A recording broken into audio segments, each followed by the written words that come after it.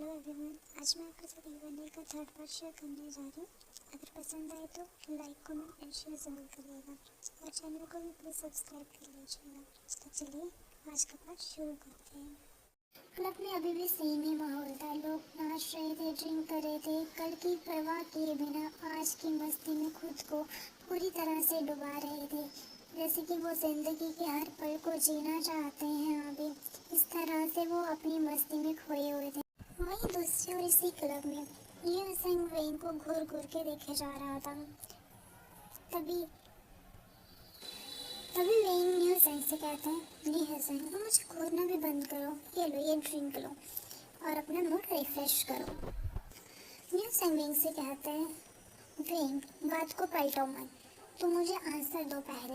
तुमने उस गंजा को ऐसे कैसे जाने दिया? उसका मुंह क्यों नहीं तोड़ा? किस तरह से वो तुमसे बात कर रहा था इतनी बदतमीजी से और तुम चुपचाप सुन रहे थे? तभी वेन कहता है, गलत, मैं चुपचाप सुन नहीं रहा था, मैं भी तो उसको आंसर दे रहा था। तभी न्यू सेंग अपने आईज रोल करते हुए कहता है, हाँ हाँ देख रहा था मैं कैसे आंसर दे रहा था, सब सुन रहा था मैं पीछे से। न्यू सेंग अब तुम बस भी करो ना, जाने दो, अब जो हो गया तो हो गया। तभी न्यू सेंग कहता है, तुम समझ नहीं रहा, वो वेंचो एक किस्म का घटिया आदमी है, तुम जानते नहीं हो। तभी वेन सीरियस होकर कहता है, हाँ मैं जानता हूँ वो कैसा है और तुम बिल्कुल भी चिंता मत करो, तुम जानते हो ना वो मुझे कुछ नहीं कर सकता, मैं खुद को सिर्फ कर सकता हूँ। तभी न्यू सेंग एक साई करता है और कहता है, मैं जानता हूँ, बट फिर भी मुझे बहुत गुस्सा आ रहा है, तुमने उसे ऐसे ही जाने दिया। तभी वेन मुस्कुराते हुए कहते हैं, अच्छा कोई बात नहीं, अगली बार ऐसा कुछ करेगा तो मैं तुम्हारे हिस्से के उसे 2-3 पंच लगा दूंगा और अपने हिस्से के भी लगाने पड़ेंगे। वेन तुम्हारे हिस्से कहाँ गए? तभी वेन कहता है, हाँ हाँ भाई, अपने और तुम्हारे दोनों के हिस्से के लगाऊंगा, मैं उसे अच्छी तरह से पीटूंगा बोलता। तभी वेन को न्यू सेंग कहते हैं, हाँ और तुम्हें जो है अच्छे से उसका मुंह भी तोड़ना होगा, पूरा खराब करना पड़ेगा उसका मुंह, ताकि वो किसी के साथ ऐसे बात करने का। हाँ बाबा, अच्छे से सबक सिखाऊंगे और मैं उस दिन। तभी वो दोनों हंसने लगते हैं। वही कहता है, अच्छा ये ड्रिंक तो करो, मैंने तुम्हारे लिए खास बनाई, बिल्कुल वैसे जैसे तुम्हें पसंद है। तभी न्यू सेंग ड्रिंक करते बोलता है, सच में तुम जो ड्रिंक बनाते हो ना उसके बराबर कोई नहीं कर सकता, तुम तो लाजवाब हो। तो न्यू सेंग को वेन कहता है, तुम तो हर बार यही कहते हो जब भी मेरी ये ड्रिंक बनाते पीते हो। इसी तरह से वो दोनों फ्रेंड एक दूसरे के साथ खूब मस्ती मजाक करते हुए अपना क्वालिटी टाइम स्पेंड करते हैं एक दूसरे के साथ। न्यू सेंग और वेन दोनों बचपन के दोस्त हैं। एक बार न्यू सेंग गार्डन में खेल रहा था और कुछ बच्चे उसे बुली कर रहे थे, तभी वेन ने उसे उनसे बचाया था और तब से वो एक दूसरे के पक्के वाले दोस्त हैं। न्यू सेंग ने ही अपने भाई से वेन को मिलवाया था और इस क्लब में जॉब के लिए बोला था।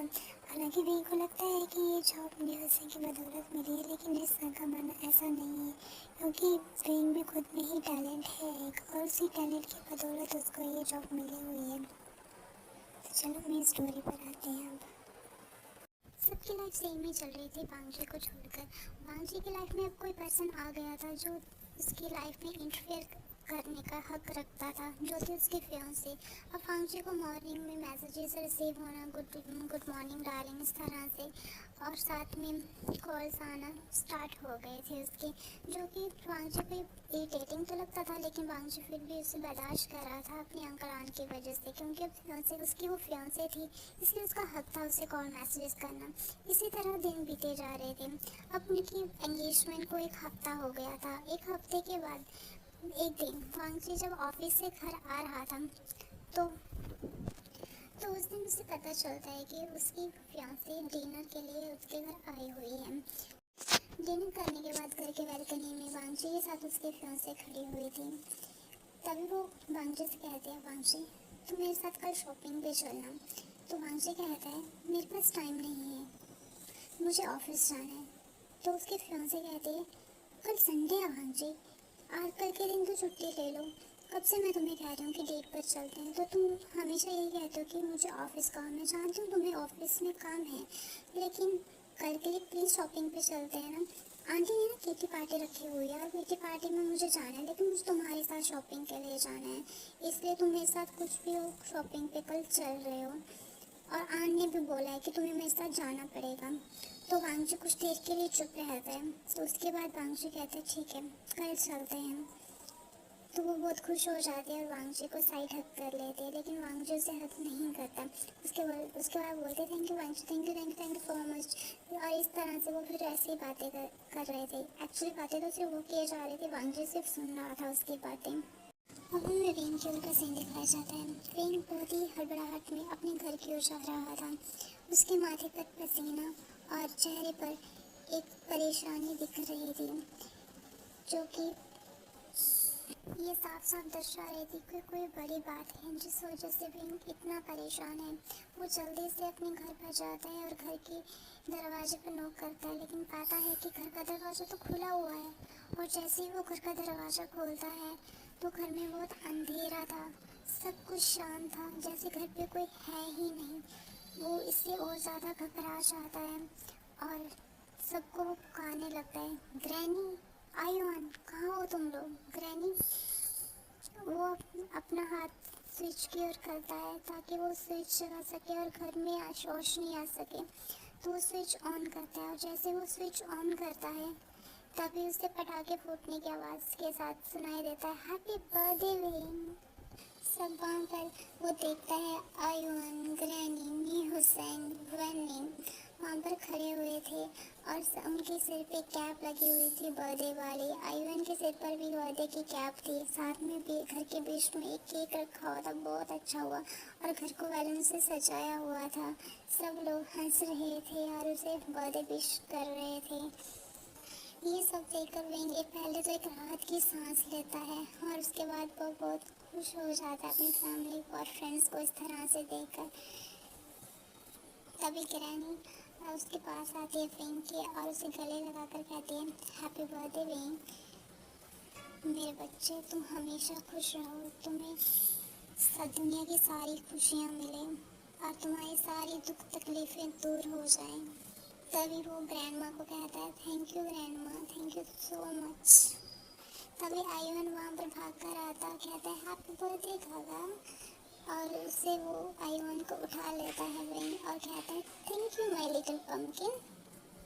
तभी वहाँ पर नी हुसैन और वेनिंग भी उसे कहता है happy birthday when, thank you so much. अच्छा तो ये तुम सबका प्लान था यहाँ पर, तुम लोगों को पता है मैं कितना घबरा गया। सबसे पहले तो ग्रैंडमा आप मेरे सामने आइए, आप लोगों ने मिलकर मुझे इतना डरा दिया। आप लोगों ने कहा कि ग्रैंडमा की तबीयत इतनी ख़राब हो चुकी है, तुम लोगों को पता भी है कि मैं किस हालत में यहाँ तक पहुँचा हूँ, मेरी हालत क्या थी उस समय, तुम लोगों को आइडिया भी है इस चीज़ का। तभी उसकी ग्रैंडमा जो और उसके फ्रेंड्स और छोटा सा उसका लिटिल रेडिश अपने कान पर हाथ पकड़ते हुए कहते हैं सॉरी वेन, और फिर हंसने लगते हैं वो लोग। और उसके बाद वो लोग केक काटते हैं, मस्ती करते हैं, एक दूसरे को केक खिलाते हैं, एक दूसरे को केक लगाते हैं और मस्ती मजाक करते हुए अपनी पार्टी को, छोटी सी पार्टी को एंजॉय करते हैं वो लोग। अगले दिन वेन खुद को एक मॉल के सामने पाता है जिस पर बड़े बड़े अक्षरों में लिखा होता है लैंड्स मॉल। वेन की नज़रें उस लैंड शॉप पर ही टिक गई थी। वो एकटक उसे ही देखे जा रहा था, जैसे कि वो एक गहरी सोच में हो। उसकी आंखों में कुछ तो था। तभी वेन को ऐसा लगता है कि उसके हाथों को कोई खींच रहा है।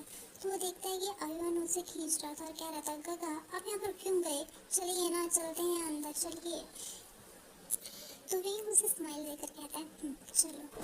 तो वो अंदर मॉल की ओर चलने पर लगते हैं। तब वेन आयुन से मजाक करके कहता है, आयुन बर्थडे तो मेरा है यार, और तुम अपने लिए यहाँ पर कुछ खरीदने के लिए आए हो, ये तो नॉट फेयर है। तभी वेन को आयुन कहता है, गगा क्या आप अपनी क्यूट से आयुन को नहीं लेके देंगे। अभी आयुन कहता है, गगा मुझे पता है कि आज आपका बर्थडे है और आज के दिन आपको खुश रहना चाहिए, और मुझे पता है कि मेरे वेन काका तब खुश होते हैं जब उसका आयुन खुश रहता है, और आयुन तब खुश होता है जब उसकी विशेष पूरी होती है, इसलिए हम यहाँ हैं। तभी वेन कहता है, वाह बेटा वाह, क्या लॉजिक है। तो फिर मुझे बताओ पहले आयुन की क्या विश है। तो आयवन कहता है तो मेरी पहली विश ये है कि हम इस लैंड मॉल को अच्छी तरह से एक्सप्लोर करेंगे। तो विंग कहता है तो ठीक है, तो चलो फिर लेट्स गो। ऐसा दोनों कहकर इस बड़ी सी लैंड मॉल को एक्सप्लोर करने के लिए चल पड़ते हैं। वहीं दूसरी ओर इस मॉल में कोई और भी आया हुआ था जो कि लान वांगजी और उसका फियांसी थे। लान वांगजी के आते ही यहाँ पर सब हाई अलर्ट पर हो गए थे, लेकिन अब वांगजी ने कह दिया था कि तुम लोग अपना काम करो, हम लोग यहाँ से शॉपिंग करने के लिए, कोई इंस्पेक्शन नहीं चल रही है यहाँ पर। तो सब लोग अपना काम कर रहे थे, लेकिन फिर भी वो अलर्ट थे। शॉपी ने अपने लिए काफ़ी सारी ड्रेसेस अभी तक ट्राई कर ली थी, लेकिन उसे कुछ भी पसंद नहीं आ रहा था। वो वांगजी कहते हैं वांगजी तुम देखो ना, मुझे कोई भी ड्रेस पसंद नहीं आ रही, मैं कौन सी ड्रेस लूँ, तुम मेरी हेल्प करो ना चूज़ करने में। तभी शॉफी को वांगजी कहता है शॉफी तुम कुछ भी चूज़ करो, मैं तुम्हारे लिए वो खरीद लूँगा, तुम्हारी चॉइस अच्छी है, तुम देख लो। शॉफी वांगजी का ये कॉम्प्लीमेंट सुनकर बहुत खुश हो जाती है, तो बोलती है ठीक है तो मैं ये वाली ड्रेस ट्राई कर लेती हूँ, ठीक है। बोलते ठीक है तुम जाओ, मैं रेस्ट रूम जा रहा हूँ। तो शॉफ बोलते हैं ठीक है। वांगजी वहाँ से बाहर आ जाता है। आज वो अपने साथ बॉडीगार्ड्स नहीं लाया था, जिस वजह से बिना बॉडीगार्ड्स के साथ उसे घूमना अच्छा लग रहा था। वो लोगों को देख रहा था, ऑब्जर्व कर रहा था उन्हें। उसके बाद वो रेस्ट रूम जाता है और उसके थोड़ी देर में बाहर आ जाता है। जैसे वो रेस्ट रूम से बाहर आ जाता है, अचानक उससे कोई बच्चा टकरा जाता है और कहता है अंकल साइड हटिए ना, बहुत ज़ोर से शूट हो रही है, पीछे हटिए प्लीज, साइड हटिए। तभी वो पीछे से आवाज़ आती है आयुमान धीरे चलो। वांगजी जिसने आयुमान को पकड़ा हुआ था ताकि उसके टकराने से वो नीचे ना गिर जाए, उसकी नज़र विंग की तरफ जाती है और तब तक आयुमान रेस्टरूम में भाग जाता है। विंग कहता है आई एम सॉरी। तभी उसकी भी नज़र वांगजी की तरफ जाती है, तो वो स्टन रह जाता है वांगजी को देखकर, क्योंकि उसे उम्मीद नहीं थी कि वांगजी यहाँ पर उसे इस तरह से मिल जाएगा। तभी वांगजी भी विंग से कहता है कोई बात नहीं। वांगजी कहता है हेलो मेरा नाम लांजा है। विंग इस पर ज़्यादा रिएक्ट न करते हुए वांगजी को कहता है हेलो मिस्टर लैन और वहाँ से जाने लगता है। लेकिन तभी वांगजी विंग की बाजू को पकड़ लेता है और कहता है तुमने मुझे अपना नाम नहीं बताया।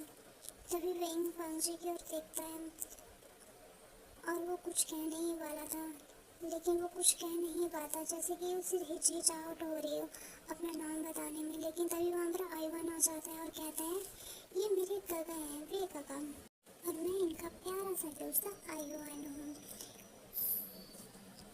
तब विंग कहते हैं तुम्हारा हो गया तो हम चले। तो आयुमान कहता है हाँ चलो, अभी हमें तो काफ़ी कुछ यहाँ पर घूमना है, देखना है। तभी विंग कहता है हाँ तो अब चलो। विंग वांगजी की ओर देखता है और कहता है हम चलते हैं मिस्टर लैन। लंजा तुम मुझे लंजा कह सकते हो विंग। तभी विंग वांगजी को एक सरप्राइज लुक देता है। तभी आयुमान तालियां बजाते हुए कहता है वाओ रिच काका को तो मेरे वे काका का नाम पता है। रिच काका तो बहुत स्मार्ट भी हैं। विंग को समझ नहीं आ रहा था कि वो क्या कहे, और लांजा भी विंग को सिर्फ देखे जा रहा था।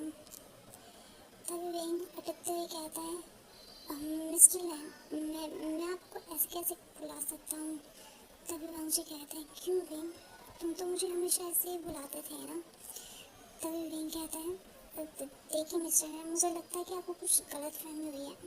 मैं आपको ऐसा कभी नहीं बुलाया, इनफैक्ट मैं तो आपसे कभी पहले मिला भी नहीं। वांगजी विंग की ओर ही देखे जा रहा था। ये देखकर विंग अपनी आंखें बंद कर लेते हैं और उसके बाद काल्विन से वांगजी की आंखों में आंखें डालकर कहते हैं इस विंग को आप ढूंढ रहे हो मिस्टर लैन, मैं नहीं हूँ, आप गलत विंग को अपना विंग कह रही है।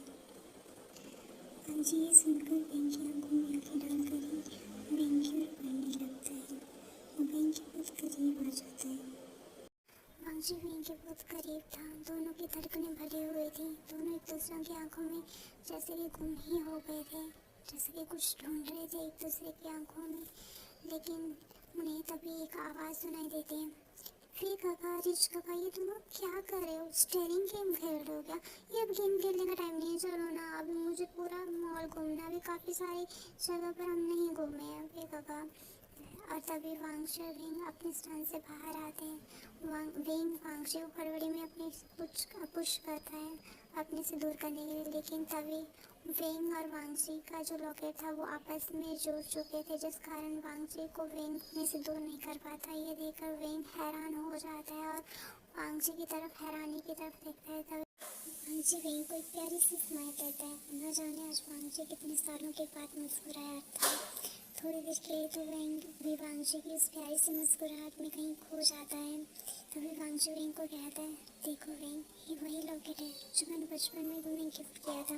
एक तुम्हारे लिए और एक मेरे लिए था ये।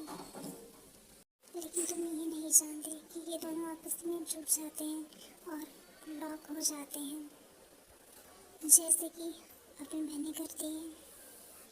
क्या तुम अब यही कहोगे वेंग कि तुम मेरे वेंग नहीं हो? इस पर वेंग बिल्कुल चुप था, उसे समझ नहीं आ रहा था वो क्या कहे। तभी वेंग हड़बड़ाहट में कहता है, तो देखो वांगजी, लंजा। तो वेंग एक लंबी सांस लेता है और कहता है, देखो सबसे पहले तो ये तुम लॉक खोलो, उसके बाद बात करते हैं। तो वेंग उसका वांगजी उसके जो लॉकेट लॉक हो चुके थे उन्हें वो खोल देते हैं, जो कि उन्हीं के लॉक होने पर वहाँ पर एक छोटा सा हर्ट सा टाइप बीच में ही बन जाता था उनके नाम के बीच, और उसको प्रेस करके वो लॉकेट हैं जो कि जुड़ चुके थे वो खुल जाते हैं। लॉकेट के खुलने के बाद जैसे ही वेंग कुछ कहने वाला होता है तो वांगजी कहते हैं, अब ये मत कहना कि तुम इसके बारे में भी कुछ नहीं जानते। तुमने देखा ना, ये लॉकेट मिलकर एक नाम बनाता है जो है वांगशियन, और वांगशियन का वांग तुम्हारे पास है और शियन का शियन मेरे पास। तो तुम अब इनकार नहीं कर सकते कि तुम मुझे नहीं जानते हो या तुम मेरे वेंग नहीं हो। तभी वेंग कहता है, देखो मिस्टर, फिर से वांगजी से रोक देता है, लंजा। तो वेंग कहता है, ओके लंजा, देखो लंजा, तुम क्या कह रहे हो? मुझे सच में कुछ समझ नहीं आ रहा। मुझे ऐसा कुछ भी याद नहीं है जो तुम कह रहे हो। ये गिफ्ट ये ऐसा कुछ भी मुझे याद नहीं है। तभी आयुन उनको टोकते हुए कहता है, उनके बीच में बात करते हुए बोलता है, गिफ्ट? क्या रिच पापा ने विंग पापा को गिफ्ट दिया है? वाह, आज तो विंग पापा का बर्थडे है, क्या आज भी रिच पापा विंग पापा को गिफ्ट देंगे? तभी विंग आयुन को घूर के देखता है। तो आज के लिए सिर्फ इतना ही। Bye bye.